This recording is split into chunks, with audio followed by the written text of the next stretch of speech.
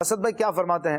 قرآن سے اگر رجوع کریں، ایوری بڈی وانٹس سکسیس، ہر بندہ چاہتا ہے کہ کامیاب ہو جائے، کوئی بھی ناکامی نہیں چاہتا ہے، اسٹوڈنٹ ہو، ٹیچر ہو، وکیل ہو، ڈاکٹر ہو، ایون چھوٹے سے چھوٹا کام کرنے والا، بظاہر چھوٹا کام جیسے دنیاوی طور پر ہم کہتے ہیں موچی ہے تو وہ بھی چاہتا ہے میں پرفیکٹ موچی بنوں، کوئی گوشت فروش ہے تو وہ چاہتا ہے مجھ سے اچھا پورے شہر میں کوئی گوشت فروش نہ ہو۔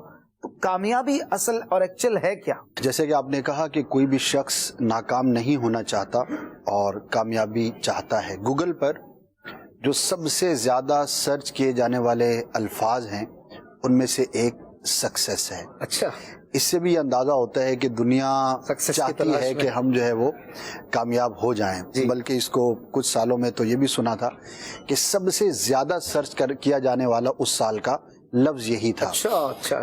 تو فطری طور پر چونکہ انسان کے اندر ایک تلاش ہوتی ہے اور ہر شخص اپنے اعتبار سے چاہتا ہے کہ میں کامیاب ہو جاؤں، اس میں جو سب سے ایک بڑی کنفیوژن ہوتی ہے وہ یہ ہوتی ہے کہ کامیابی کا معیار کیا ہو اور میرے نزدیک کامیابی کیا ہو، یہ لوگوں کو کلیئر نہیں ہو پاتا، اور اس کا نتیجہ یہ ہوتا ہے کہ بعض اوقات تو وہ کامیابی کے منزل پر ہوتا ہے اور اس کو پتہ ہی نہیں ہوتا اور وہ پریشان گھوم رہا ہوتا ہے، اور بعض اوقات اس کا برعکس بھی ہوتا ہے کہ وہ ہوتا ناکام ہے لیکن وہ اپنے آپ کو کامیاب سمجھ رہا ہوتا ہے۔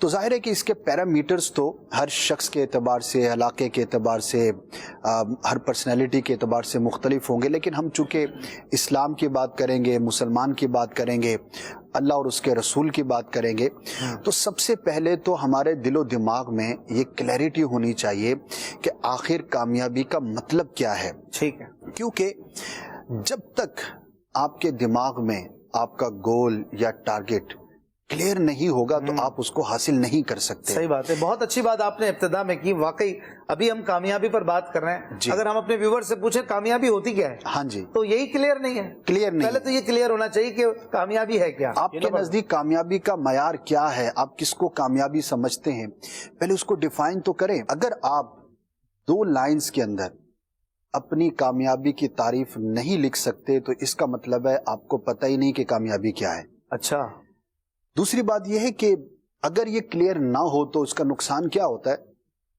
اب فار ایگزامپل کسی نے 60 سال کی زندگی پائی، پہلے 10 سال جو ہے وہ اس طرف بھاگ رہا ہوگا، دوسرے 10 سال یہاں بھاگے گا، پھر کہے گا یار 20 سال گزر گئے، لگتا ہے کہ کچھ اور کرنا چاہیے، اگلے 10 سال وہ کہیں اور جائے گا، تو جب بڑھاپے کی عمر کا آئے گا تو اس کو سمجھ ہی نہیں آئے گی کہ میں نے کام کیا ہے۔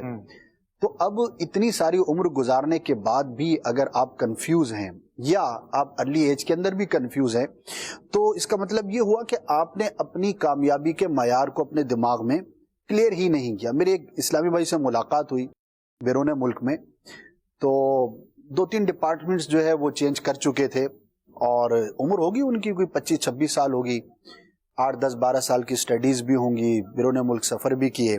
اچھا، تو کہنے لگے کہ آپ مجھے بتائیں کہ میں کیا کروں۔ میں نے کہا اب تک جو کیا ہے وہ کیوں کیا ہے؟ اب 26 سال کی عمر میں آ کر بندہ اپنے پچھلے جو 10-12 سال اس نے پروفیشنل گروتھ کے گزارے ہیں، جو میکسیمم سمجھے کہ ایک ایڈلٹ کی عمر سٹارٹ ہو جاتی ہے، وہاں سے انسان کو اپنی لائف کی رسپانسبلٹی لے لینی چاہیے۔ بالکل، یعنی کہ بالغ ہوتے ہی، اس سے پہلے بھی ممکن ہے لیکن میکسیمم جو ایج ہے، تو اس کے بعد تو کئی ایسے شرعی احکامات ہیں کہ جس میں دوسروں کی ذمہ داری ختم ہو جاتی ہے۔ 15-16 سال میں ہی آپ کو اس طرف اپنے آپ کو کلیئرٹی کر لینی چاہیے، اور 26 سال میں بھی اگر یہ نہیں پتا کہ جانا کیا ہے تو پیچھے بچا کیا ہے۔ 40-45 میں تو ویسے ہی گھٹنے اور ٹکنے جواب دینا شروع کر دیتے ہیں، تو آپ کریں گے کیا زندگی میں؟ صحیح بات۔ تو 25-26 سال میں تو آپ ایک اچھی جگہ پر پہنچے ہوں، بلکہ اس پر جو بات کی جاتی ہے، کہا جاتا ہے کہ جب آپ 40 سال کے ہوں تو آپ ایک برانڈ بن چکے ہوں، یعنی کہ آپ کامیابی کے کچھ نہ کچھ زینے ایسے آپ چڑھ چکے ہوں کہ لوگ آپ کو دیکھ کر کامیابی کی طرف بڑھیں۔ تو ایز اے مسلم سب سے پہلے جو اصل کامیابی ہے وہ آخرت کی کامیابی ہے، اور جس کو قرآن و حدیث نے بیان کیا۔